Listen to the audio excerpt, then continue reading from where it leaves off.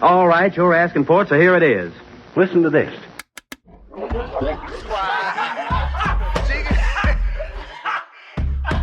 want you folks laughing at we partners pod, kid. You understand? We in here drinking, singing, swinging, all that shit, dog. You sweating, getting wet, and all that.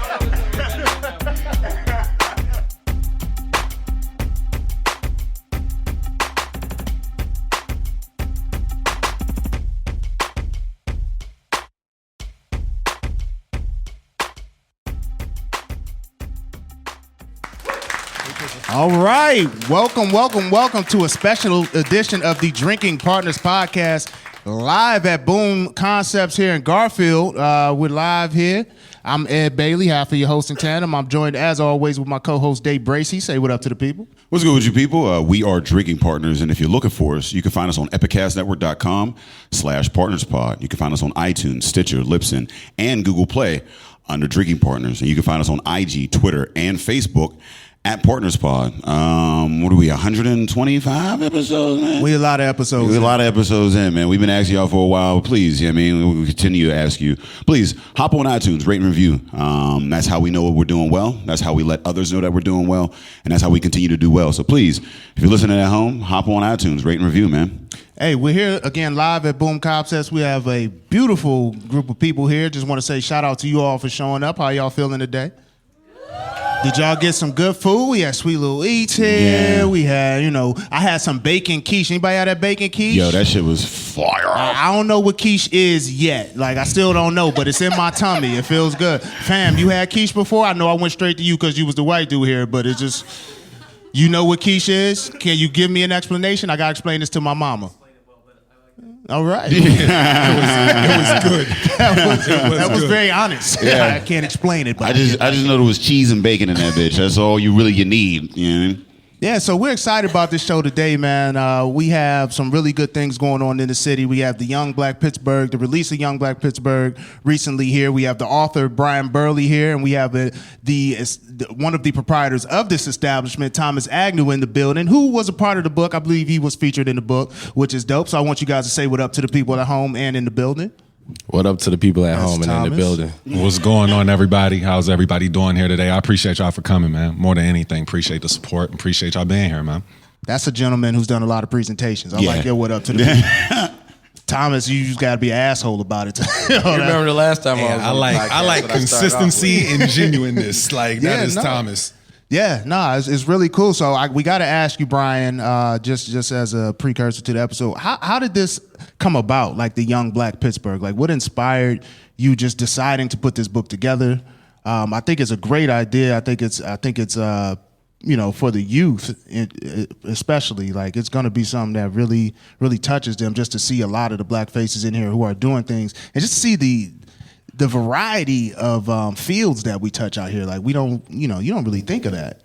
Yeah, I mean, and one, I appreciate that for sure. But I think one of the things in looking at what kind of inspired the idea behind the project was I've been and had the benefit of being either a mentee or mentor my entire life. For the last 8 years I've had, and I say 8 years because I've been out of school for the last 8 years, I've I would say I've had 4 or 5 different jobs. I've gotten married. I've had a kid. I've gone back to grad school. I've done all these different things.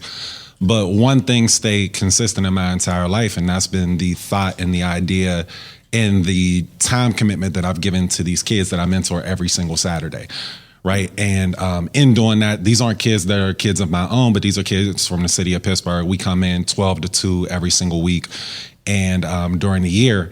And they work on different skills, whether they're out of the classroom skills. So it's financial literacy. Well, that's a big one. I think that's overlooked in a lot of these mentorship programs. Still can't budget my checkbook, man. Listen, man. You still got a checkbook. You still that's got the a issue. checkbook, You need to get on some mobile banking, Sam. Somebody here works for PNC. We got about 40 people in here. Somebody in here works for PNC. They got a thing called virtual wallet. Give my man lit. Digital, bro. Come to the digital era, dog. I don't trust any dude that owe me money and try to pay me in with a check. Like, I know it's gonna bounce. Like, only people I trust checks from are like corporations. Like that's the only way it works. But, you know, like I said, we go over financial literacy. We go over how to dress, how to present yourself, etiquette within a professional setting. But in going over all these things and over the time that I've spent there, like I said, I've been doing this for the last 8 years. And you develop relationships with the young people, which is more important than any of the individual skills, I believe, that we even touch on or teach. And doing that, one of the things that you start to see is kids come up to you afterwards and they have these conversations with you after the class is over. And that's, to me, where a lot of the more important learning happens. And one day I had a young lady, she was a kid who came to me in 7th grade. She started. And in 7th grade, I remember I asked her to get up and present something in front of the class. And she the idea of getting up in front of people, she cried. Like, not gonna lie, it was one solid thug tear that came down on her right eye. That's the hardest cry. That one tear. Yeah, it was one tear. The cry from the soul. I know you want me to do this. Yeah, it was the Denzel. I really felt bad.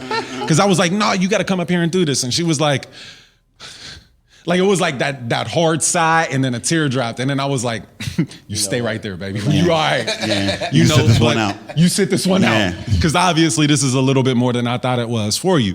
But like I said, in 7th grade, she was that kid. But then by the time she got to 12th grade and now she's a sophomore at California University of Pennsylvania, I couldn't get her to shut up. Right? She had gotten that comfortable in the space. And it's funny also when I do a presentation about this project and everything that's happened, I don't have a lot of pictures of me up in front of the kids or asking people to take pictures. I have pictures of kids' selfies in my phone. If I have 5 pictures, but I feel that. Yeah, you know what I mean? They're all G-rated. They're all very G-rated. I think it's a 12 kid max on the selfies, phone. man. Listen, you might want to erase some They don't of those. take 12. It gets real bad. They take 50 at a time. They get me with the the iPhone, the blast. They get you with one of them, and that gets bad. But she came up to me after class and she said, B, we see you and we see the people that you bring in. And they look like us and they're doing all these dope things that you talk about trying to get us to do. And, but other than that, based on what we see on the news and the things that we see around the city, even the things that we see on the internet, it's hard for us to really get a space and get a chance to really believe that we can be all these things that you tell us that we can be. Right. And from that perspective, it's more of, and in my mind, as soon as it hit, it was all right, when people give me a problem, I'm one of those people all right, I got to find a solution. Right. Right. I got to find something because I know, when we get in front of them, we make that impact.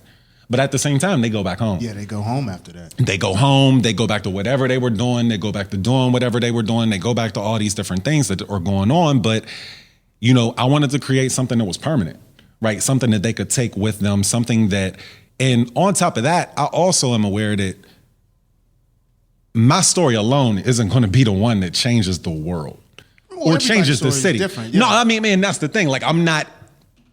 I'm not stupid enough. I'm not arrogant enough. I'm not that guy enough to think oh yeah, my story is the one that's going to change everything that's going on in the city.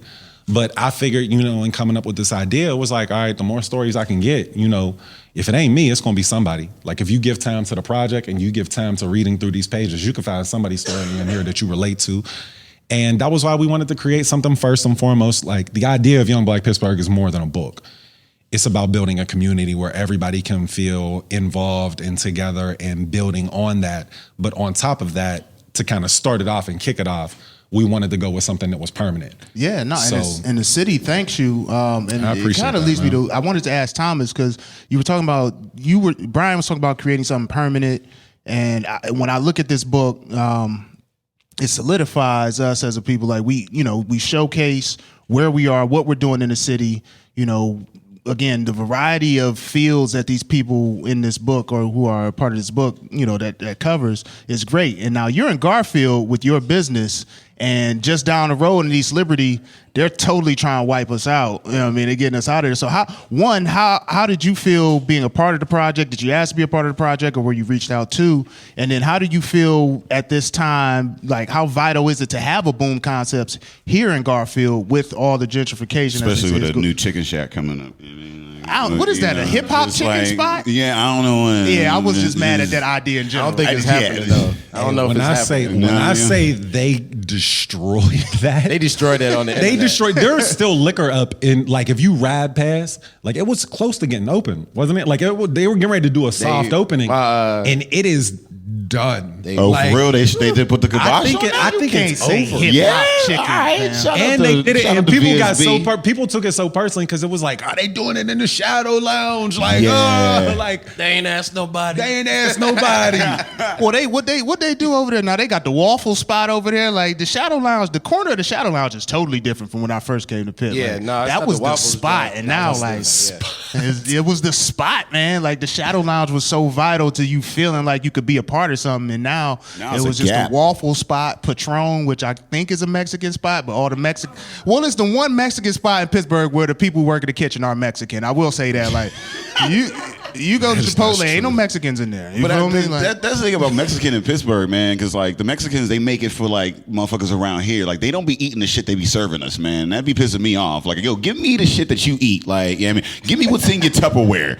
Like, yeah, I mean, like, yeah, you should give me the real shit. I hate them. You're gonna give me this bland ass beans and rice, motherfucker. You don't put some spice in this, man. A tamale. this is an goddamn? R-rated podcast, by the way. But Thomas, just I mean, basically, you know what? I'm just keep it real. I gave him a hard time when he hit me up. I gave him such a hard ass time. This is nothing different. This seems like a running theme with you. Like, yeah, man. Like, This is who he is, and that's why I say, like, every time I talk to people, I'm like, I can deal with consistency. yeah. You know what I mean? Like, if you gonna Yeah. be consistent, I can handle that day in and day out. But so that's him. That is a running thing. Like you gonna look out, but yeah, but you gonna hear about it. Yeah. But you gonna hear about I want to it. know all the details. You know what I mean? I don't want you to just be like, "Hey, yo, do this," and then I look stupid. right. Because I didn't know what it was or what was going on. You No know what easy I mean? wins. But, you know, I gave him a hard time, but I mean, I've known him for a long time. You know what I mean? And I really wanted to know what the project was going to do. You know, he's been doing incredible work, so it was good to be a part of this. You know, a lot of people obviously have been, you know, up and down with who has been a part of it, but you know, the bigger story is just like, yo, we are showing the youth that you can do all these different things. And you could be, you know, it's positive. You know, that was the whole thing he was telling me about. It's like, yo, we have so many negative images of black men, black women in the media. Like, we rarely have a lot of positive stuff. Even with our own, you know, media, some of the media is always negative. It's negative that, you know, this person did this person did this. And, like, ridicule, you know what I mean? They try to make us look bad at every turn. Yeah, You know then they what I turn mean? us against each other. You know what I mean? Like, and that's another thing. You know, you turn on your VH1s and your BETs or whatever, and you have motherfuckers fighting and this, that, and the other. And, you know, and like we were talking about earlier, like athletes and entertainers, it's always some sort of battle. Yeah, you know I mean, even when we are in the spotlight, it's like an adversarial type thing. Definitely. It's like, you know, they definitely obviously want us to go against each other and still want us to get the money out of us. That's the main goal, is get the money out of us and make us look wild and take everything away from us. So for him to bring this book up and, you know, it's not the, you know, I think also people think like, oh, this is the only book that's coming out. You know what I mean? He has a lot of projects that he is putting forward in effort with this book. You know what I mean? That he's trying to work with other people. So, you know, I'm definitely down with trying to push what he has going on, you know, as being part of this book. You know, So you on very board now? important. So all the I'm hard on times board you gonna now, give yeah. them? Because that's something I wanted to ask you about, Brian. Like you have how many individuals are? There's 140 people. So that's a lot of different personalities to Yeah. try to, Yeah. you know, put one piece of work together. Yeah. How difficult was it to get everyone on the same page? Like I remember you had the photo shoot, and I Yeah. know Camille couldn't make it because we were out of town. But Yeah. like, how difficult is it to put this together to deal with those egos? It people was- trying to input but you know their what, spin though? on the Like, project? I will say I didn't, from an ego perspective, I don't feel like I had, because I tried to be very explanatory on the front end. Like there was a submission packet that I sent out to people. A mission pack. I told y'all about his submission. presentation. Yeah, but there was a mission in there. There was the whole like, yo, this is the story Gotta behind get one of them on your team. Get you this. Brian on the squad. You know I'll what be I good mean? on the Like, assist. that was kind of a part of it, right? But you know, the thing that I always want to give a lot of respect to is the people like the initial idea for this wasn't in it being 140 people, right? Like it was 50 people. I figured we can make a difference in showing that. You know, and I figured, you know, if you know anything about reaching out to people and trying to get participation and attendance, you know, to get 50 people, you got to reach out to 500 people. Typically, that's how it's going to work. And, you know, in this project, there were a lot more people that I planned on reaching out to and doing these types of things. But, you know, initially, like I said, I reached out to 50 people, and then we had a part of the submission packet was a Fab Five recommendation. We then offered the people who we reached out to an opportunity to give us 5 names of people that they felt like met the same type of mission and everything else like that we were going for. And from then we would reach out to those 5 and everything, you know, well, one, like I said, I'd be lying to y'all if I said I saw this book being 290 pages, right? From jump. Like that's not true. That's not what I saw. That's not what the thought was, whatever. But at the same time, like we started getting responses. I think we only ended up reaching out to, I'd say max 400 people. We had 160 submissions within the first 400 people. Like, so that's a 40% response rate. And it got to the point where it was like, all right, the way this budget is set up, like you know what I mean? Like I might have budgeted for 50 people, but you know, with this type of response, and then on top of that, like you got to understand from my perspective, I'm one of those people where it's like, I'm a vision person, right? Like I saw this. Y'all got to see this physical thing. But from the idea and the premise of the book, like the people who are in this book they didn't know what this was going to look like, right? Like they didn't know what the quality was going to be. They didn't know what the response was going to be. They didn't know, most of them didn't know me. So for them to believe in a project that I'm putting together, sight unseen, right? Like, you know, and I'm sure there were a lot of people who looked at the project and looked at it and was like, I'll say soft pass, but maybe hard pass. And, you know, I'm one of them people. I'm going to charge it to your head and not your heart. Like, it's nothing personal. And I probably would have done the same thing, to be completely honest. But at the same time, people believing in your vision, like, that was what kept me up late at night. Like, I know me and Tobbins have talked a couple of times when it's like, yo, when you're working on something you're passionate about, you don't sleep. Yeah. You know what I mean? Like you miss out. Yeah. You miss out on those moments where you're like, you know, and I had a full-time job. I got a 2-year-old at home. I got so I'm waiting to start working on this until 10 o'clock at night. And I'm up until 3, 4. And then I got to be at the airport at 5, or I got to be at work at 9. So it's like this was a commitment to the vision, but I also knew I wasn't going to let these people who believed in this vision down, for one. And I also wasn't going to try and let these kids down, because that's something that I know that unfortunately they feel all too familiarly. And I probably just made up a word there. I'm not. Yeah, well, we was gonna let it slide. Cool. It's cool. I mean, you're an author now, so you can make that. I had an editor. You're sipping that Tangeray. I had an editor for the book, so she caught all my made up words. But you know, that part of it is like, you know, you can't let people down once people start hearing about your vision, you know, and I'm not one of them people where it's going to be something where I'm like, I bet I can do this. And, you know, like there were plenty of times where it was like, where we hit like, not a little wall, like a wall, like book production partners being like, no, we can't have this.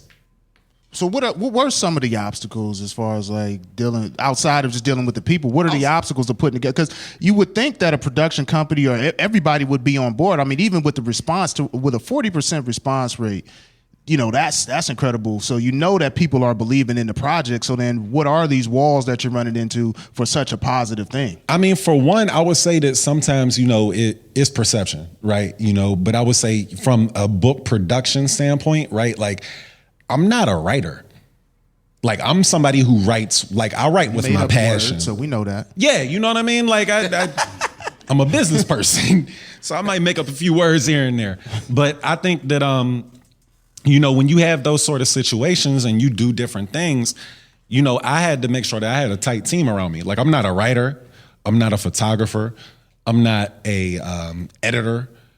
I just have idea. Like I said, I'm a vision person, right? So, and I also know that a lot of times within that vision, I can kind of find a way to get, like I'm a salesman. Right. That's who I am. Basically like a producer. I mean, you might not have the skills, but you can get motherfuckers in the building that have them skills. You know what I mean? And you get people involved and you get people in line and, you know, they kind of believe in the story. Man. And the plug. That's what. plug. Yeah. You know what's funny? I get more plug emoji texts than anything else. People like, yo, I need to meet so. I bet. Hold on, I'm gonna send this text to them, and then I'm gonna send one back to you, and then they send me back a plug. Like, Yeah, I definitely got one of them texts. yeah, like I mean, because to me it matters more for us all to be like. There's so much out here for all of us, and there's more than enough. And I think my goal in this for us, like from a young black, like us, the young professional spaces, it feels like a lot of times within this space, and not even just us, like I'll say old black, I'll say middle black, I'll say young black, I'll say younger than us black, whatever. It feels like we all fighting over the same $50. That's all they giving us out this bitch. You know what I mean? Well, feel but- like yeah. like I mean, But the thing is, there's only but so many positions, and but so many positions set aside for us. Read I ain't the saying book, set it's a aside lot of for us, positions. but if your name sound a little certain That's way, why we yeah, gotta I create mean, our own, but though. the yeah, thing they is- only calling back so many Tyrells. You know what I mean? Like that's you know, If like you a it's- Tyrell and you listening, we not talking down on your name. But Just, Tyrell already just know the put struggle. T Like dot that your nigga, last like, name on your resume. I ain't saying nothing new to Ty. shout out my brother Tyrell. You said Ty already know. Yeah, I mean, Ty already know. Like, yeah, He's felt the pain. Ty been Tyrell his Not whole getting life. called Ty back. been Tyrell 25 years. In your next book, you should just have a section of people with like not hireable names that made it in the industry. Yeah. I mean, but you know, the kind of dope part, that's funny as hell too, by the way. Saying, man, Nah, it'll like work out. the dope part about it too is that you guys got to understand from a corporate perspective and the way that these corporations and different people are trying to view the city, they are convinced that this population we have here and are in this book don't exist. Like there are meetings where people are like, yeah, I can't have no young black people on my board because there aren't any in Pittsburgh. They've all up and left and went to DC and went to Atlanta and went to wherever the hell else, just not Pittsburgh. Do you think that's changing though? I feel like that's changing because I know when I first got to Pittsburgh, that was the narrative. You come here, you get your undergraduate, you get your undergrad, and master's, you roll. and you go to one of the But more I think affluent that cities. even But people are in- staying now. I think I do agree. I think there are a lot more people staying. But even in the people that have always been, there's still always been this population. Yeah. Like it's not like we all were like, yo, like it was wintertime and we were geese or some shit and just all got up and was like, all right, we out. Yeah. You know what I mean? Like that wasn't the case. Like we were always here, but it was convenient to the narrative that they were trying to spin. Right? In this book, you know, like it's funny when I'm sitting in some of these meetings and stuff, like people are like, yo, I'm looking for board members. Right? Like I'm looking for new hires. Mm-hmm. I'm looking for people to fill executive positions. I'm looking for the face of my company to look different from how it looks. And I didn't have a way of figuring out because, and this is something that me and you talked about, from our population standpoint, and me and Thomas talk about this all the time too, we're split up into so many different pockets in the city. You know what I'm saying? Like, and I'm gonna just break it down by where we go and hang out. You got your Savoy crowd. Oh, the Pittsburgh bourgeoisie. Yeah. You know what I'm saying? And The you black got bourgeoisie. you got your trap crowd. Yeah. You got your boom crowd. Yeah. You got your crowd that just goes to house party. You know what I'm saying? Like, but you have these different crowds, and a lot of times, to be completely You in honest, all the crowds, Jason? He like, yo, I be everywhere Yup, on the there stage. too. Oh, I you know know, I was all just- these people. I was just there last night, man. I just left the trap in Savoy. God damn it. You should Hey, get a you T-shirt know- that just got plug on it. You know what though? Shout out to him though, because he do support a lot of stuff. Yeah. Oh, yeah. I'm No, very, shout out to I'm him. very happy that he comes to support a lot of stuff, boom stuff, and I go out, I see him straight Yeah. up. He out, he's supporting, he's doing his thing, like for real. Him, like people like him, Him right we need there. more. Him right there. We need more people like him. No, I mean it is sadly segregated. I mean, you got to look at the city in general. It's a city that doesn't cross bridges, right? I mean, like we're geographically, separated or whatever. Then when you add in the fact that we don't have any type of homogeneous like culture, there's no like glue that kind of. That's why Genesis is so important because like Genesis was talking brings about me together a saying lot words. of different. The hell? You was talking about me making up word homogene. What the He just hell? threw a couple. It's homogenous, I believe, but it's cool. But I had to look Hey, at yo. Ed. I had to look at Ed first. Like, hold on. I'm gonna hold it together for us. I'm gonna hold it We together. got no homo in this bit. I'm keeping Like, all my words to 3 syllables. We got no less. homo in Pittsburgh, but no, I mean it's. Ed is like, I'm keeping my words to 2 syllables tops. But like we don't like I said, we ain't got a radio station that brings us all together. We don't have like a lot of things that gets us, like if you in East Liberty, if you in on the Hill, if you know what I mean, wherever you at, that like you can just that you can go to. And like this is what's gonna be popping. Like when I was a kid growing up, we had Whammo. Whammo was like, yo, whatever's popping in the city, you knew no matter. And that's where you went to meet people. At like the Whammo nights, or there was a, just something as simple as being able to turn on the radio and know where the party was at, where you was gonna be meeting, your girlfriend from like the other side of the city or whatever. We don't have that as much in this day and age, given the fact that I don't know how people feel about the whole Whammo situation, but if you can get it on your radio, then But they don't do too much of shit. So it's like with these different crowds. No, I mean I feel what you're saying. I'm just saying we have to take ownership of that. Like we have to. Like that's one thing that I did notice, and we have discussed. Is it like I always call it the Pittsburgh bourgeoisie or whatever. Like it's just like there are these different pockets, and you don't want to not necessarily just cross the bridge. Like you don't feel comfortable with this other group of people because they seem to, or it's perceived that they have a certain way of doing things. They have a certain type of individual, a certain level of education you've had to reach to deal with them. And we have to overcome that, you know what I mean? Because like this book is a testament to like whenever you work together, like if we work together, it's gonna breed like great results. Like I know this is a plug situation because if I needed a salon, you know what I mean? I could go through there and see a salon for my daughter. If I needed a barber, if I needed somewhere to throw a party, see a party, get some media, get a graphic design or something like that, you can go to a book like this, which probably was not your focus, but is like listen, man, like it's been so funny because it feels like now I'm in this space where like the mission is always these kids, right? Like because I think that telling that story in 140 different ways, right? Like these people have all achieved something, whether it be whatever you define success at. Right, like we have everything in this book from lawyers and doctors to midget league football coaches and paraprofessionals and whatever. And the thought behind that, and like we said, sometimes the thought of it got lost in perception. Because I think people were more comfortable with making it something where it's like, oh, this is an accolade and this is a reward and this is. I can see where it would feel. Yeah, and I understand that because that's what makes people feel comfortable. But the thought of it more than anything else was it's about telling a lot of different types of stories from a lot of different type of perspectives. And on top of that, and the reason that I said that thing about the different pockets that we're all in is if we all can't agree on anything, you know what I mean? From my perspective, we can agree that we all need to be there for these kids. Yeah. You know what I mean? Like, and I apologize for getting preachy or whatever, but like, we can all agree that, when we see things on the news, like, I don't know about y'all, but it breaks my heart when I hear about another young brother or young sister getting shot and killed or a baby or some other wild, stupid shit that shouldn't be fucking happening.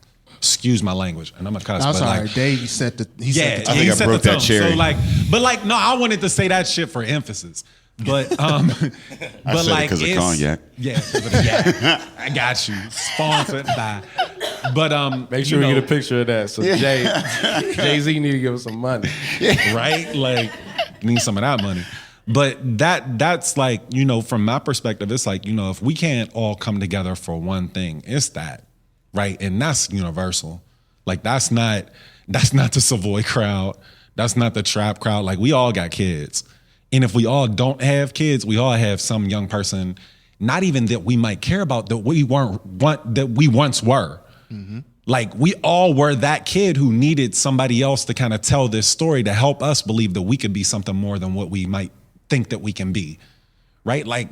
There was a study that I did in doing this project where it was like 86% of the stories not related to athletics on local news in the city of Pittsburgh involving black men or involving crime. 86%. Damn. What the fuck? Well, one, how the hell did you do that research? Like, it was done by somebody else. I found what type of Google was that? I found the study. You can find. I know a lot of cool people. The plug, right? Book? Like who knew that? Set you up with that type of research. Plug, man. She knew that shit. Nah, but I mean, like even in putting something in thinking about that, right? Like what is that? Like, and I was saying this the day earlier before we got in. Like I don't know how you guys grew up, but I knew that when I grew up, like if my mom had the TV on a certain station, like I could ask, could I change the channel? But I most times didn't even ask. No, you can't ask that. You know what I'm saying? Like You it was kicking in on staying the cable on bill, or what what's she going on had with it that? on. Yeah. Like that's what it was. It was staying on what she had it on. And we only had like 8. I don't know much. Yeah, I'm old like, as shit, but I only remember the had box? like, yeah, I mean, I Remember only the had box? about 8 They choices. had Listen, the box. Dave, you from Braddock. You remember the box? Yeah, no, I had the box. The I had the box? RHF and the UHF No, with the dials. I mean I had the to click, station. click, click, click. Yeah. Remember the station, the box? Oh yeah, I had a wire hanger, my Hell nigga. yeah, I mean, it's- like it we was really could- that real. Like I remember going to my grandma's house and being hyped because she had the box. Yeah. It was hip hop. That was where I saw. I'm dating myself. Fuck it. You old, whatever. Yeah, I'm old. Y'all all know. That was where I saw the first Bone Thugs and Harmony video. Well, I'm Right. from Cleveland. Yeah. So, right. I like so respect you that. remember. Shout out to Bone you Thugs. and that's East Hey, Cleveland shout out too. to Ohio. Yeah, shout That's out to East us. Cleveland too. 'Cause You we know what gonna I'm win saying? this chip too. But I hope so. Why y'all fucking around? hell yeah. But like, you know, and in doing that and kind of understanding that perspective of kids, like if the news is on, they gotta watch that. Like, what does that do for you if you're a kid and all you have to watch is these stories about people like who look like you being either the victim of committing, being violated by, hearing updates on crime. Yeah. And Well, every even on movie is a Every slave movie. Yeah, I mean, like, that's all they tell us about I'm so us. sick of fucking slave movies. Yeah, we slave movies, we buddy cops. That's the only one Yeah, to I give mean, money to though, because obviously they want to give money to Like, the movie where we holy look bad. shit. Yeah. I'm fucking up my money right now. Nah, you good. We Drink can that edit that Tanqueray. a little You bit. good? But I mean, even on a more personal level, like just outside of media, within the communities. They was talking about me for being the only light-skinned person on the stage and drinking white liquor. Just so y'all know. See, They I just got back from Dave Florida, look like a man. light I am bulb with chocolate his bald today. head. I'm claiming chocolate. Nah, Dave is I am not honorary taking brown any of this light skin persecution today. I will take all of it. I will take all Drake bars, all that. I am the representative. I'm creme brulee. You look like the Creme bacon brulee quiche day. we just ate. He looked like the bacon quiche. I said the bacon quiche, bro. Got that French toast. You know what I mean? So Thomas, having been featured in the book, you are one of the outlets where, you know, communities can come together and these different pockets of people. They all, and I applaud Boom for this, everybody feels comfortable here. Everybody feels welcome. Like I've come here and just seen people that I used to work with when I was in college, like doing valet, and just seeing them in here chilling. Like, Yeah. You came here and lost your mind. Literally. We're not There going are- to talk about that night. We're not going to talk about that night. No personal stories, We're guys. going to leave that night alone. No personal stories. It Let's was talk- my let's talk birthday. We all about know the each other way too well to get into personal stories. Let's Buzzy talk gonna about edit that one It out. was a lot of Hennessy. Like you gotta. It was my birthday. All right. Let's like talk about the literally, question. like what happened? I wanted to ask Thomas a question. I wanted to ask Thomas. Answer the question, Thomas. It was a weird night. I had on a baseball glove. Shit was strange. Hold on, Jason. No, what? Wait, Because I need to hear more I'm now. dating Hold on, I'm myself, intrigued now. You but, told yourself too You know, much. back in the day, so back in the day, like growing up, dudes used to wear Nike baseball gloves. I don't know why. Yeah. Like that was a thing. It was an extra accessory that dudes wore. It was a '90s party, man. Yeah, because he made Hey, baseball cool as It was a shit. 90s party. Okay, all right. They 90s light party, that skin. I'm gonna cleans just it say that. Like that's that light skin God tendency damn it. coming out of that quiche over there. But as I was saying, to Thomas, like, what do you think your mission? Or what is your mission here at Boom? Is this? Do you look to unite those communities, or you just like, yo, I got a dope spot? I mean, I think all the people who work here, we are all a part of these different communities. Also, you know, with how we know the art community, we know that there is discrimination in the art community all the way down to how you look, how much experience you have doing art galleries or being somewhere. So when we, you know, originally, obviously, we told the story. When we opened the spot, it was workspace. And then, you know, our big homies, they had overbooking. We had to do an event. Then everybody came in here. You know, everybody that knew me, that knew Daryl, that knew Julie and Quinique. But, you know, we always wanted to make sure that it was open to everybody. That there was no, you know, most of the shows that we do are first timers. You know what I mean? Like, there's just their first time putting together a show. So we're delivering that guidance. that information, anything that they need, what type of help, and that doesn't matter who it is. And we also want to make sure that anything that they're doing is positive, for the outlook, especially here in Garfield. We want the kids from Garfield to come down here, see something positive, see something different. I had one of the guys one time come up, he was just like, yo, man, y'all always got something dope. I came in and, I didn't expect the event that it was going on, but I still had fun. I'm like, cool, that's all that we ask for. We don't, the only thing we really want to make sure is that it's safe.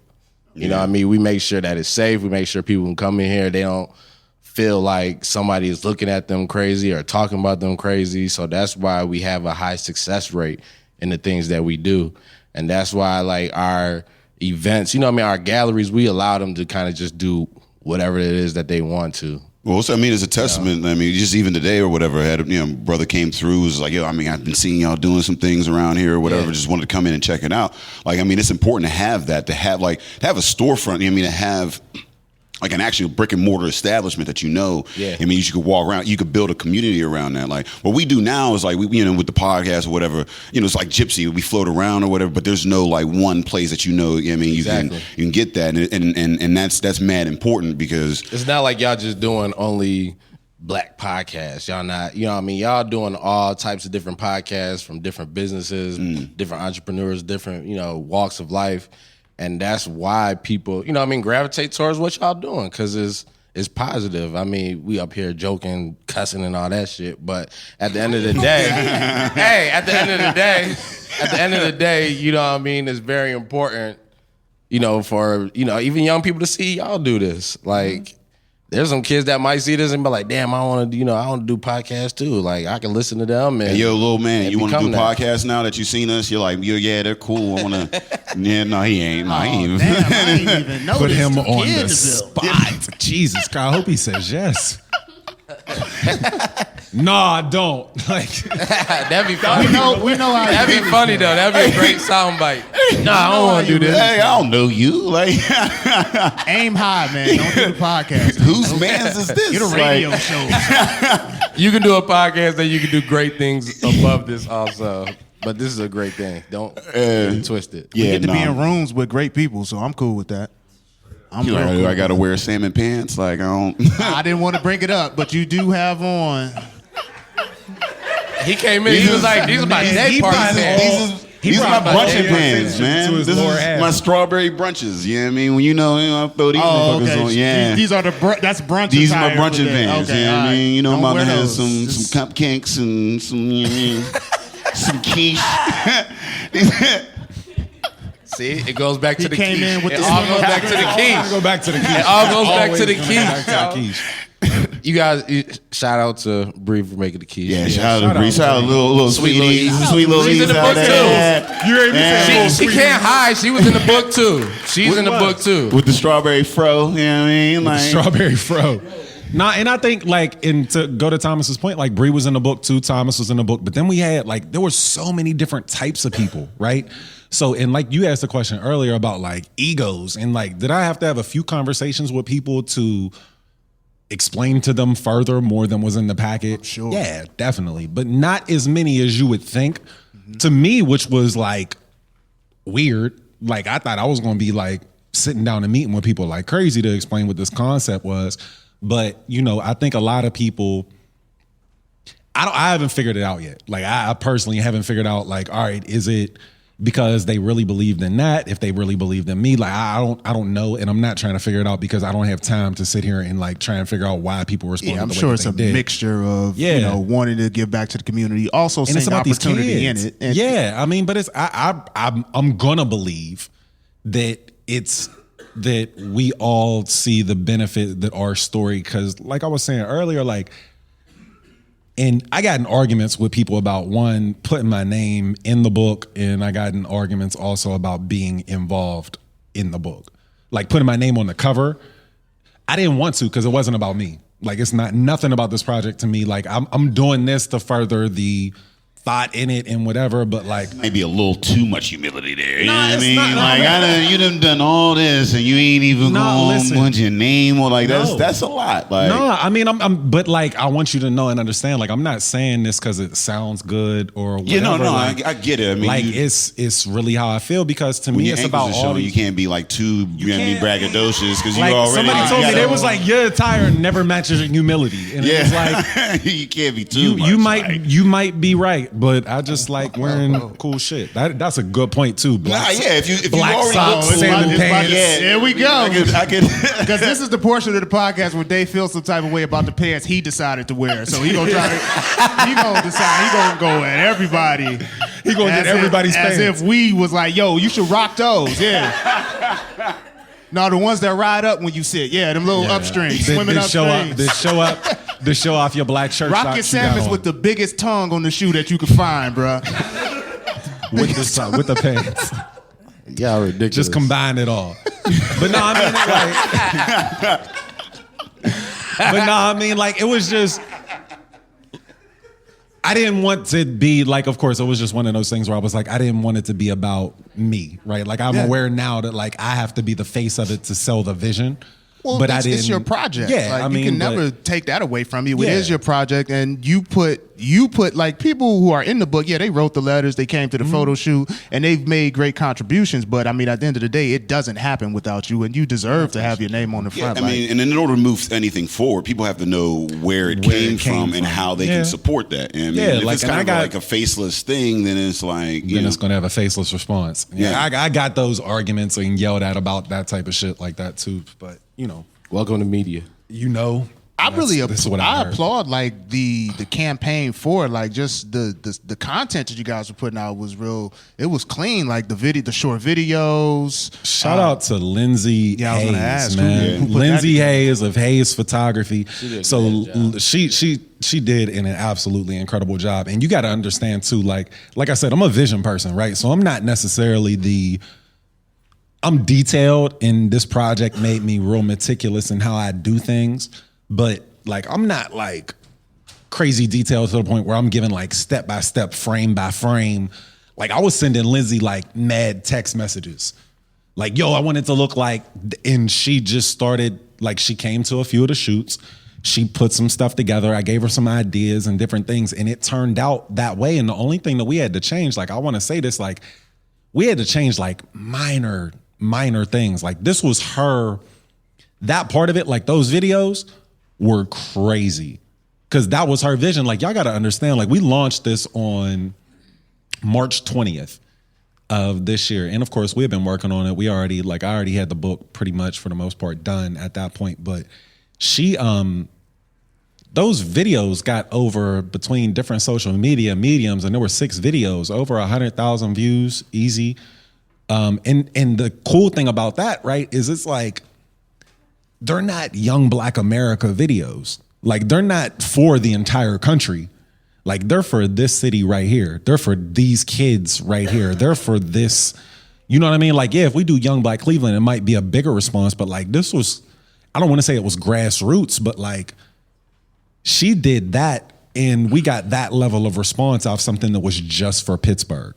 Yeah, no, you know what I mean? Like, and she did her thing. Shout out to Lindsay, man. That's my little sister. Me and her older sister grew up together and went to school together, went to grad school together, went to elementary, middle, high school, all of that. And Lindsay's just, like I say in the book, like she's a Renaissance woman, man. She does everything she does. Work with somebody you grew up with. Grew up with, and that's really dope. all of that, man. So I've known her longer than I'm sure she would care for me mentioning, but yeah, she did all that. Nobody worry about age, fam. We all young. Just saying. No, I'm saying with her, not we me. Brunching now. Since she was like a baby. You know what I'm saying? We old enough to go to brunch, man. Yeah, man. I was just talking to somebody about how when all of a sudden the thing shifted. I think it was Daryl. We talking about how like all of a sudden everybody started going to brunch. Like we just got mature overnight. We're like, yo, we going to brunch now.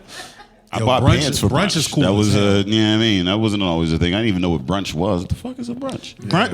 Well, okay. So what sparked the purchase of them pants? Brunch. If not brunch? Yeah, somebody told me brunch was a thing. He finally realized what brunch was, man. Get off my man's pants. That's what it there's was an on the- occasion Let for him this. wear what he's on the gonna tag. wear, right? Brunch want to equals point out- salmon It pants. said on the tag, Dockers Brunch Edition. You know what I mean? I was like, all right. He was like, yo, this is for the brunch. I'm gonna wear this for the brunch today. We good. I've been waiting for years to We wear good. these, I've been bro. waiting for to wear these pants. This is a special occasion. These y'all day, He y'all. good.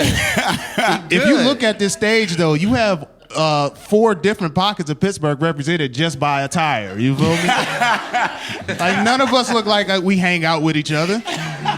At all, period. That's the power of this book. It brings us together, man.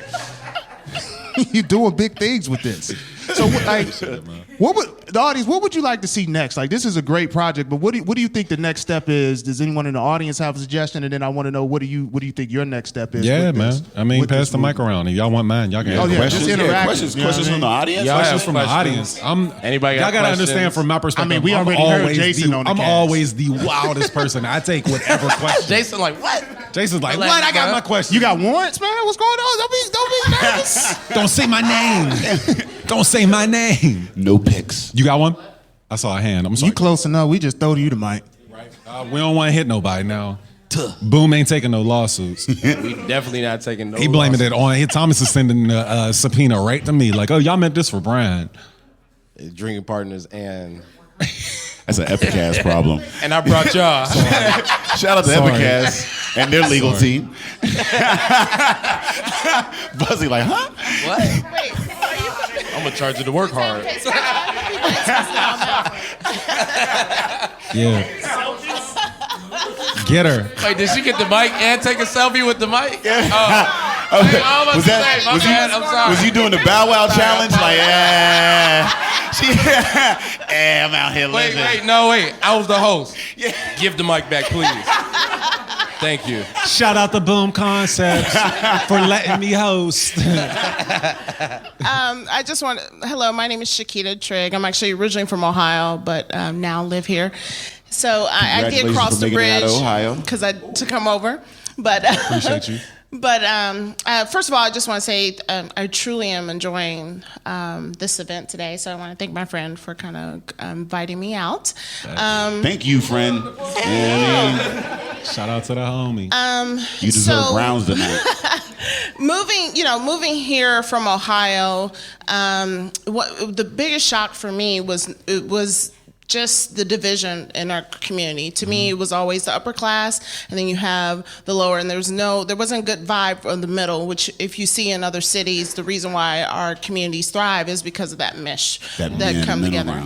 And so I've been involved in a lot of things. So like the gentleman was saying here, where you were sitting behind closed doors and in positions where we can help put the face out there. So I'm asking, how do we do that better? Because I've been inviting folks to a lot of things, but then they don't show up. So it's not all about like what they doing against us. Sometimes we don't step up to the table. If I'm inviting you where there's going to be a VP, a CEO, and everything else, I'm like, come, because not only that's how you get your sponsors, that's how you get your business connection, but then you're like, oh, I'm too busy. Then it's discouraging for me. So I'm just wondering, starting with the book, which I'm happy to see, how do we take it to another level and be strategic about what we're trying to do so you can actually make a difference? Yeah, I mean, and thank you for that too. And what part of Ohio are you from? I'm sorry. Dayton, Dayton. Youngstown, Cleveland, Cincinnati. Shout out to Cam. Did you just go Cameron on me real quick? Yeah, I threw a Cam on there. I understand. But in looking at what we can, this alcohol is starting to set in, as you can see across the couch. But in looking at how we can look at expanding, like for one of the things that I think that, and Young Black Pittsburgh is also one of those things where it's the idea and the concept is something that I wanted to be universally accepted. So we had to look at different ways of getting different people involved, right? Like it wasn't just the same type of thing, but I think that a lot of times for people, they don't, because I'm starting to have a lot of those meetings as well, right? Like with the response of this, like we get conversation from people, whether it's corporations, foundations, whatever, and they're like, yo, we've been trying to do this for decades. Like, we've been trying to find a way to make something or create a space where these young Black professionals can come and feel, I don't want to say accepted, but feel welcome, right? And I think that in doing that, so often, and I think it starts when we're kids, right? Like, we meet these different people and they come in and they're mentors and they're here to help and all these buzzwords that work, but they might not necessarily look like us, and I think that, the thing about this project in and of itself is that this is us. Like, the cool thing about this is, like, there was no foundation money that went into this. There was no corporate money that went into this. This was my money that I allotted for this project because I felt like it was something that was important to happen. Like, this was 100% self-funded. And so if you want to have a meeting, I'm there. That's one. But two, I think that it's more important to kind of put things in a position where people feel like it's authentic and genuine. Not to say that you don't do that, but I think that a lot of times people use these different pockets that we fall into as excuses, and I think in using those pockets that we fall into as excuses, we also don't. One of the things that I ran into that was an unexpected thing that I ran into is people didn't think that their story was valuable enough to tell in this sort of production, I'll say, or this sort of project. And that was so wildly discouraging for me. Not from a stance of, I'm losing out on another person that I think would be great for the project, but from a space of, you don't know what your story can do for somebody. Like, your story in particular. So I think that having people feel like they're comfortable in a space and using outlets where people already feel comfortable to spread your message is something that's very, very important. And I think that can improve all of our ability to be able to take advantage of these opportunities that we're trying to take advantage of. The strategy thing, that's me. Like, I love strategic stuff. I love trying to build strategic relationships, all that type of stuff. But like I said, first and foremost, that's a byproduct of the initial product being about these kids. And that's first and foremost to me. But thank you. Did I see your hand? My bad. No, just to add on or whatever, I think that, because there is that trying to reach out to the community and saying, hey, this is an opportunity not coming out. There's a lot of history behind that. A lot of people feel defeated or they don't feel as if they, it's worth the time or whatever. Outreach is huge. But I think that, relying on the community and relying on networks and relying on, because like what we're doing now, here, this thing that's happening is something that, between Genesis and between Boom and between Drinking Partners, between the whole nine, I think finding those outlets, finding those media folks, those people that are in the know. I'm sure, guarantee if you were like to maybe tag, Boom or tag us and say, hey, there's this conference or whatever I'm putting together for these folks. We'll retweet that shit. You got a flyer or something, put something together. Reach out to the people that have ears. And actively use that, and because we're here, we're human. We have these things. We want to use this outlet to bring the community together. So find those people that have those ears, kind of in a sense. You might not be able to get as many folks on your side, maybe a few, but if you reach out to the other folks that have those and make it a thing, and then as you continue to do that, eventually a bubble will build. And then folks will know to kind of maybe look for that. So I think that in the community, we don't rely enough on each other. We always want to do it ourselves, or we feel like we don't have each other. And I think that if you look out and you reach out to folks, and you're active about it and you do it long enough, then eventually it'll bubble. Yeah, I think also too, I guess, one thing that we always work on, me, Daryl, our team, is presentation. Is make sure that we present it well, make sure that we get it all on all levels, that people can be like, oh, everybody can just, oh, that's cool. I want to check this out. Even if they don't get a chance, that later on they might come up to us like, I'm mad that I missed this and I'm coming to the next joint. I'm definitely coming to the next thing. Also, we are not afraid. Don't be afraid to continuously be on somebody's back about something.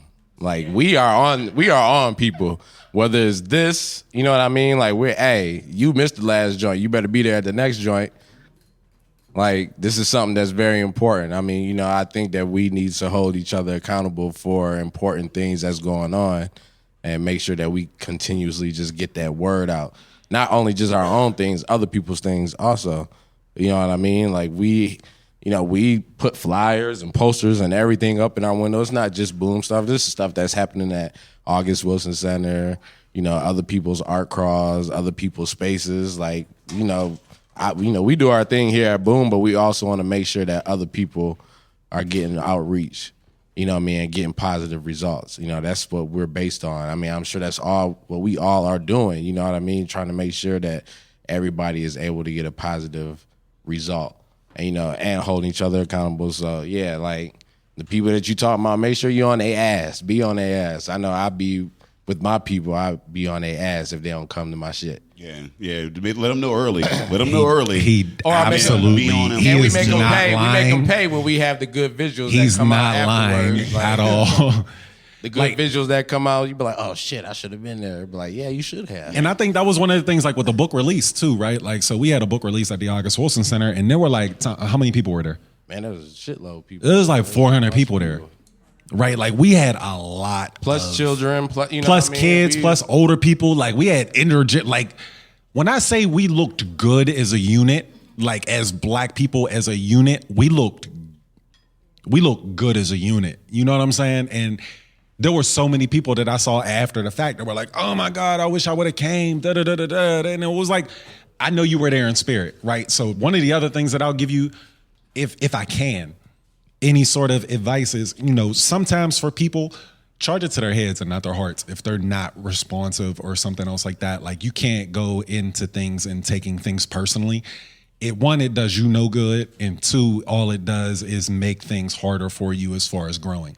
Like I said, like, all right, yeah, we had a 40% response rate, right? Like, that's amazing. Like, people don't get that. There were also, just like I could say that, the narrative I could have said was, there were 230 people that didn't respond, and they should have responded, and they could have been a part of this too. What I look like. You know what I mean? Like, it just... That sets up the sequel. Yeah. Now they're going to be in part 2. Yeah. So accountability is key. So hold yourself accountable for how you present things, and we need to hold ourselves accountable for wanting to step out and be a part of these things. Anybody else have any questions? Okay, you over here. Okay, in the cut. I ain't see you, girl. How you doing? Young Jordy. I'm a fan of your fro. That's beautiful. Hey, man, just sit down. Shout out to Kara's daughter. I like your pants. Damn, man. I like your fans. I like your pants. You can't say shit about that now. You got a fan in the pants. Fan of the fro. He ain't going to never stop wearing them pants Mutual. now. Listen, he gonna have them pants bro. on tomorrow. It's over. Okay, so my name is Jordan. Hello, everyone. Jordan. Hello, Jordy. everyone. My question is, we were talking about that there's no central hub of like communication amongst black people in the city. So should there be a central hub of communication amongst us in our community, or should the people who have the power and the access to this information do a better job of networking with each other to then create a bigger pool of information for us to know about events, to know if I talk to so-and-so who has her podcast and I talk to so-and-so who does promotion and I talk to so-and-so who's always doing events, that they are somewhat responsible for sharing that information with the collective community. Can I start? Yeah, please. No. Jordan only saying that. Jordan worked with me for a very long time with my events. She helped me promote all that stuff. But you know what? I don't think so.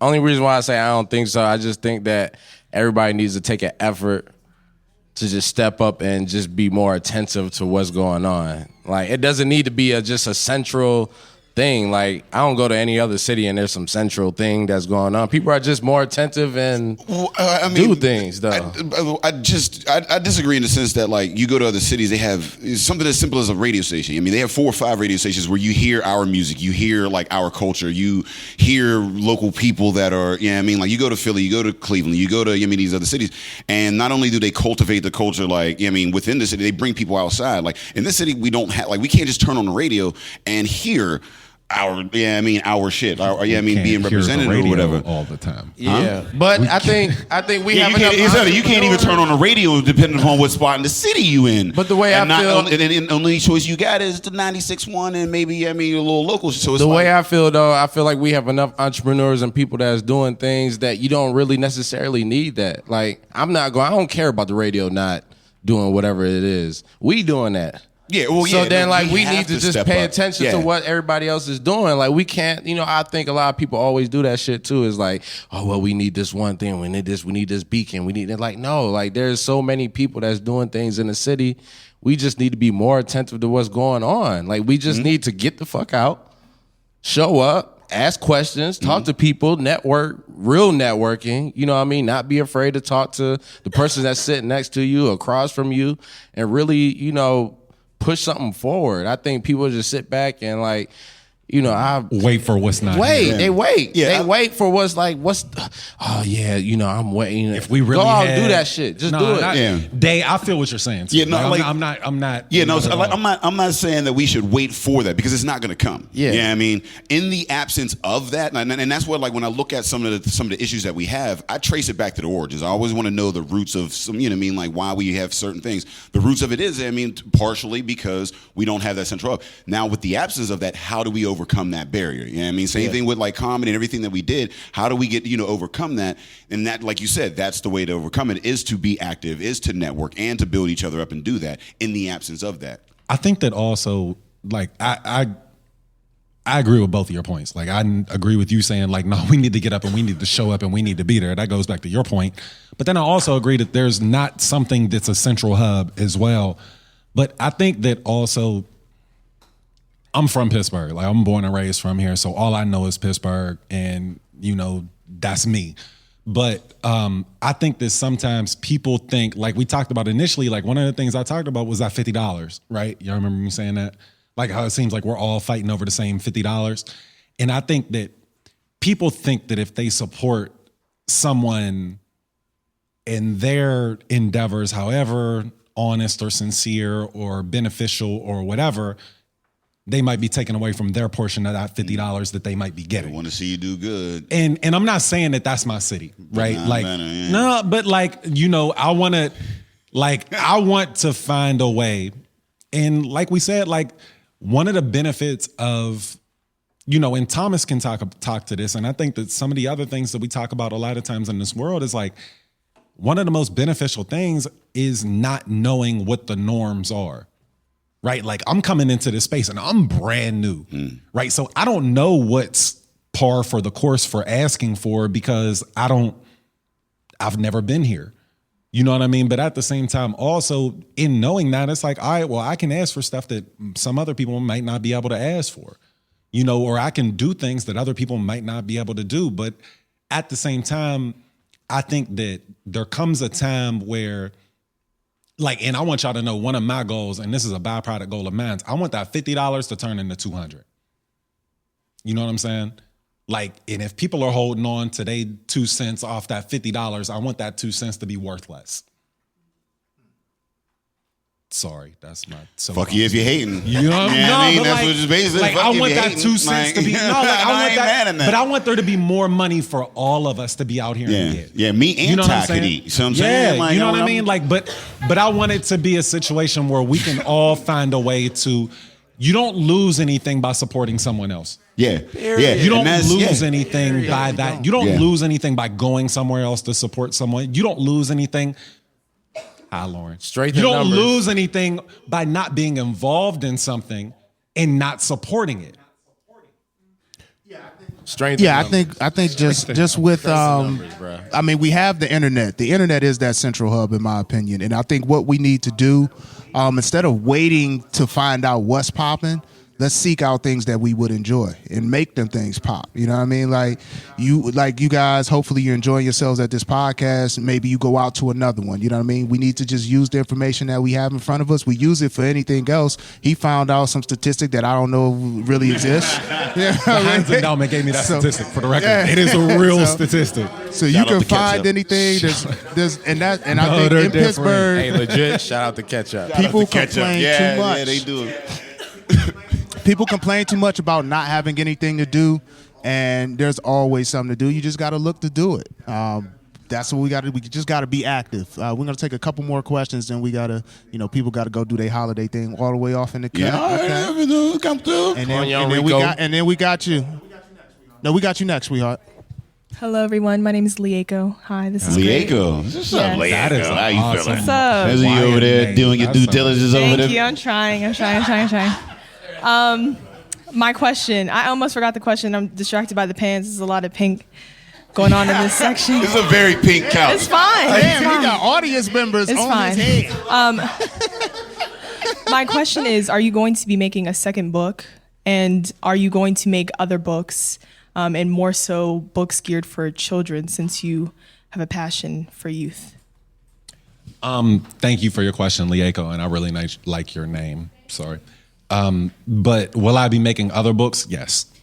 There will be a volume 2 that we'll be releasing. Will it be done by me in the intensive manual fashion that this one was done by me? No.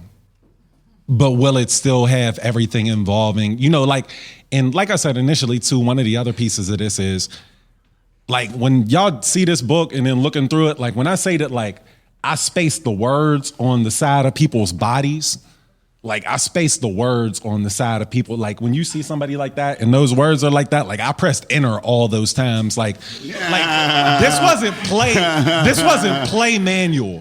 Like this was. Damn, it's got to be. Bruh. It's got to Like, be a program. fuck you and your curves. Bro, Old pointy elbowed ass, like, bro. you mad at wish, kneecaps, bruh. like. We're gonna start a Kickstarter. Dog. To get Yo, wait. But you did it once. I've been doing it for 10 years. Yeah, 10 years. Crazy Shout as out to hell. Genesis. You know how much Shout out to Genesis, Humble man. brag. with design, Shout out to Genesis. fucking shoulders, Bro, like head, my shoulders, thing, knees. Listen, my thing is, I'm like when we do, and the idea behind the volume 2, right? Because one, God blessed us in volume 1 being like it was and being received in the way that it was, right? Like it just, and now we're looking to bestow those blessings upon our community via our young professional community, but also these kids. That is the first mission. So we're in these schools. Like we have a reading event at Dilworth Elementary on Tuesday. We're having young professional events, and we're going to have something big for y'all that I don't know if I'm going to let the cat out of the bag just yet. But come the fall, where we're trying to have something big where we can all be a part of it and build this community. But involving other books outside of that, and the idea behind Young Black Pittsburgh Volume 2, I would say would be in the next. I feel like anytime you say volume 2, Hard Knock Life. Sound like a clue tape. Sound like a DJ clue tape. Clue. volume I would say 2. within the next. I would say easily within the next. I would say long term. This is me stretching it out. The next 18 to 24 months. I would say that would be an easy thing to do. I feel like we would have the business rolled out, but we have 5 major things that we're looking to do in the meantime and leading up to that. But it's about executing the mission more so than just doing more books. But as far as kids' books, like I got a 2-year-old and I know he needs different types of things than are said in these books. So absolutely, like I have actually a young person who's an illustrator. He's one of my mentees, and I think that he's actually working on concepts for children's books right now, currently. And because we have this production company that we work with, because we've been able to kind of execute this process and be able to do these types of things, because we have an understanding now of how this works, that'll be easier to do, right? And this was all, like I said, this was self-published and everything else like that, but it's about kind of it's about increasing the movement now and building the community. So we're going to focus on that for at least the next 12 to 24 months. But once y'all start seeing stuff about Young Black Pittsburgh Volume 2, y'all will know, because now the good thing about it is we have more of an understanding of people understanding what it is, and like I said, there were probably people who saw it and were like, I don't know. But I'm not, like I said, I'm not taking that personal at all. Like it's about really trying to make an impact and do the right types of things that we need to do. So. Good look. So we want to take one more question from the crowd, and we won't get out of here. Yeah. So Sorry. state your name. What's your name? So, hello. My name is. Excuse me. My name What's is up, Heather? I also go by Ratchet Ivy League. Ratchet Ivy, yeah. Services. That is my favorite combination of person. I am not gonna lie. You listen to Chief Keef and with Ivy League. I love the dichotomy. I love it. I love my people. It's nuanced. I was wondering if you ever thought there could be like a young black gay in Pittsburgh, and if you had anyone who was openly or like very out in the process, and if that impacted the way that you think people interact with the book. So not. I actually had a conversation about that. Thank you for asking that, Heather, too. I appreciate that. I had a conversation about this probably 2 weeks ago, and one of the great things about this project is that I was very on purpose loose with the descriptions of what I wanted people to write about. Right? Like if somebody wanted to write, like, of course, we gave them a range of like, yo, it has to be in first person, talk about how you got to where you are, and talk about who you are. That was it. Like if they wanted to identify their preference as something in that sort of space that they wanted to be identified as in their own personal space, I was with it. There are people, I believe, within the project that do identify. However, I don't 100% know. And of course, I can look through this right now and figure out like if they wrote about that in it, but they didn't necessarily publicly want to be. I don't want to say they didn't want to. We didn't edit it out if they wanted to write it. You know what I mean? Focal point. But I don't know if they wanted. It was about what they wrote, right? Yeah. Like the cool thing about this project is it was, aside from the very beginning, it was kind of orchestrated by the people who were involved in it. Like, so you determine what you wrote. You know, and I think that when we talk about Black identity and when we talk about identity as a whole, it's very important to recognize that we identify in so many different ways and in so many different boxes. So, one, from my perspective, I couldn't just go to somebody and be like, yo, you're Black and you're gay. Can I get you to be involved in my book? Right? Like somebody would have been like, get the fuck, right? Like that's what I'm saying. That doesn't even sound right to say here. But at the same time, it was something where if someone would have written about that, I would have absolutely encouraged it. And it's something that, you know, we want to encourage the entire community. Like I said, this isn't about like Black in here. Like because I got a collared shirt, I'm in the Savoy crowd. I do go to Savoy because I have a bartender there that knows my name and gets me drinks before anybody else. With my ankles out. With my ankles out. But I was there yesterday. That is a staple.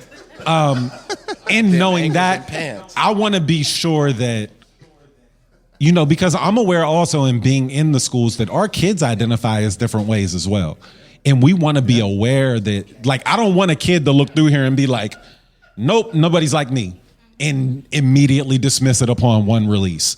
You know, so it's about more to me just kind of expressing those different places and understanding that, you know, and Young Black Pittsburgh isn't necessarily about just the people in the book either. Like we're going to have some other things coming that are going to be pretty dope. And I want people to tell their stories. Like I want these stories to be told. I want your story to be told. I want people who aren't here stories to be told. I want everyone's stories to be told so that these kids can see like, all right, because they did what they did and they are who they are, I can be whatever it is that I want to be and then some because they've already cleared the road for me. So, yeah, I mean, this is definitely a great starting point, a great foundation. We're looking forward to, you know, whatever projects and things you have in the future. There are so many different ways that you can go. You can specialize it to people who identify in a certain manner in any type of aspect, whether it be sexual preference or whatever. So we're definitely looking forward to that. We want to thank our two guests. We want to thank Brian for coming on. We want to thank Thomas. Yeah, we just need you to let the listeners at home know where they can find you and if there's anything you want to promote coming up. Thomas Agnew. Thomas_Genesis on everything, basically. Boom Concepts. Why are you putting your arms up? You can find DS Kinzel on Twitter. Shameless as plug DS from the Kinzel. back of the room. He is DS Kinzel. You don't lose. He is DS Kinzel somebody on else, man. all platforms. I have to shout out my partner, you know what I mean, before he kill me later on. You know, this podcast go off, this might be the last time y'all hear of me.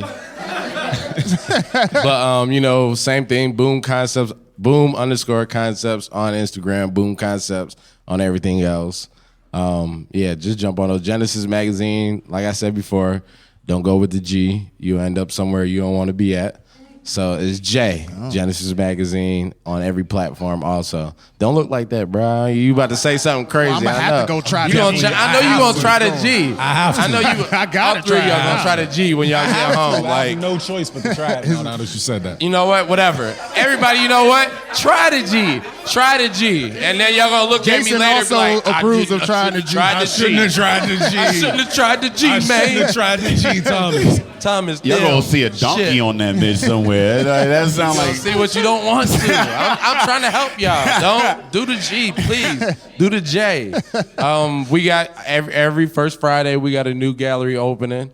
So next week, yeah, you're gonna see a whole new gallery. You know, we got the Genesis stuff up now, but next week, whole new gallery. yeah, that every piece first with Friday. Kim Kardashian holding her titty is super dope right there, man. I don't know who did that, but Oh man, like all the artwork is done by people. You know, some people are from Pittsburgh, some people are from out of states. Like, I mean, we got somebody that's from Australia that gave us one of the Frank Ocean hey, pieces. that Frank Ocean is Migos dope as piece shit is with the little leopard in crazy that, hilarious. man. The Migos joint. That's all good, but it is crazy She dope. owns the Migo Yeah, piece. That is congratulations. dope. That's a Sarah dope got her piece. pieces up there. She's been doing a lot of Super work dope. this year for us. You know what I mean? She's great. But yeah, I mean, you know, go ahead. Yeah, man. ankles. Calves out, cash out. First and foremost, man, I want to thank Ed and Day, man, for the opportunity to get up here and talk a little bit more about the project, man. I appreciate y'all support and we appreciate everybody being here. Appreciate this cognac. This is delicious. Listen, no, I am here for that. And that goes home. This podcast. That goes home with y'all too. Listen, but I would say follow us, find us on social media. If you would like to purchase your own copy of Young Black Pittsburgh, on top of that, if you would like to sponsor a copy for a young person, right? I know that the book has a cost, as I do every single time I order a lump of them that still at this point in time come to my house. But if you would like to sponsor a copy for a young person that we could then distribute to them or anything else along those lines, please go to www.YNGBLKPGH.com and you could purchase your own copy there, or you can also sponsor a copy for a young person. We're aware that young people might not have $40 to go towards purchasing a copy of this book. But at the same time, you know, if you believe in this mission, if you believe in what you heard, I hate to have a moments that the doors of the church are open, but I grew up in the church. But if you would like to purchase a copy for a young person, please do so. You can follow us on Instagram at YNGBLKPGH.com. Follow me because I post, you know, my kid's cool as hell and I post mad stuff about my kid. He's 2. What is mine? My Instagram is just _JUSCALLMEB. So it's just call me B on Instagram. And like I said, man, thank y'all for the support. I appreciate y'all for being here. Like, it's hilarious to see all this type of response from this project because this was legit just an idea.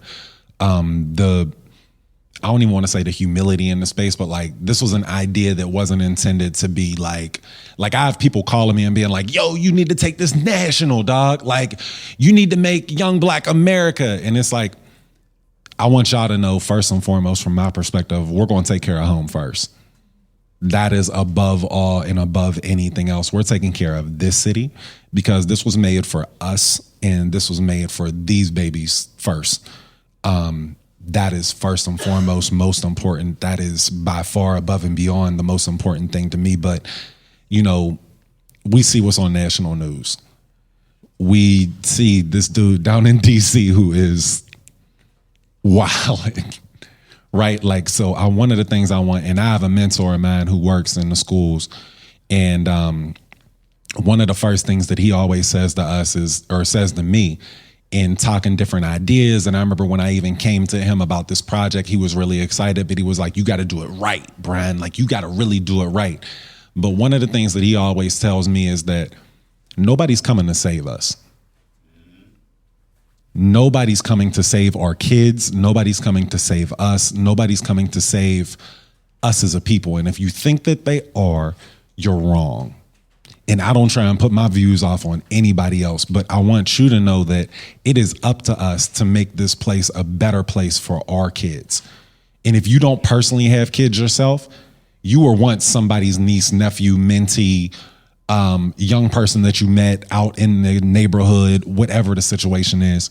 Know and be that person for some young person. Mentor, get a mentee, find a way to get in contact with some young person and be that hope that they have, right? Like these people are on pictures in this book, but be that hope for young people to see like, yo, because they did it, I can. Because they did it, I can. Because Thomas did it, I can. Because Ed did it, I can. Because all of y'all did it, I can. And take advantage of that and make an impact in your community. And I appreciate y'all for just being here, man. Like, it's hilarious to have even any amount of people being here to hear us talk. And I know it's more so for Day in his salmon pants in his black church socks. Damn. I got your back, And- B. Come and on, his man. big Hold tongue. on, B. Hold on, And his man. big tongue on the Adidas. Hold on, B. Relax. Let him live, yo. Let him, let him live, man. I wanted to end on a positive note, but He didn't want to end on a positive note. God He damn. wanted to take the direction away from his ankles. I've been seeing them black church socks all day long. And maybe it's just my perspective on where I am. We feel you. But just to piggyback on what Brian was saying, one, we appreciate all of our guests, both of you guys. We appreciate you all for coming out. Give it up for yourselves. For coming out, Clap it up. Supporting.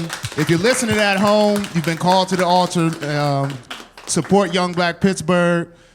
Sponsor a child. And even if you're not in a formal capacity being a mentor, like if you're not a part of a program, because not all of these children are part of programs, talk to people in your neighborhood, talk to children in your neighborhood, be an example in life, man, because that touches these children a lot more than just some formal capacity where they have to go after school to do something. But if they can see people being positive on a daily basis, we have to raise awareness of that. So I want to thank Boom Concepts for having us. Dave, let the people know where they can find us, to listen to people here so they can find us on the internet. We are Drinking Partners. And if you're looking for us, you can find us on epiccastnetwork.com/partnerspod. You can find us on iTunes, Stitcher, Libsyn, and Google Play under Drinking Partners. And you can find us on IG, Twitter, and Facebook. Shout out to Allie who just walked in here, crowd out loud, Don't act like you just gonna come in there last minute, ain't going, Shout out to the crowd out loud. What words did you just say? You know who he sound like? Designer. Yeah. Designer doesn't use normal human words. Hey, did you see the Breakfast Club interview where Charlemagne asked them about Jeff Sessions? Yeah. It was the funniest. I can't watch no Designer interview. Yeah. But he was on. Yeah, but you actually got to realize how young he is. He's still only like 19. Is he? He's young. No, he is young. See, people be That's why looking I at don't him watch like his he a interviews. grown man. Like, bro, 'Cause he be making he's them like noises. 18, But I mean, 19. he got like a third grade vocabulary though. So Hold even on. if you, I don't know what New York hope is he's teaching 19. him. I don't know what New York is teaching him, but him being in the industry that's ran by grown people. Yeah. He's 19. He's having fun. He's doing his life. I ain't mad at it. It's still fun to make fun of him. Nah. But he doing his thing as a 19-year-old. Shout out to him. Shout out to Designer for, I ain't mad at that. Shout out to millions. Designers. Shout out to y'all. Shout out to everyone here. Drinking Partners is the crew. Epicast is the family, and we out of here. Out of here. Hey.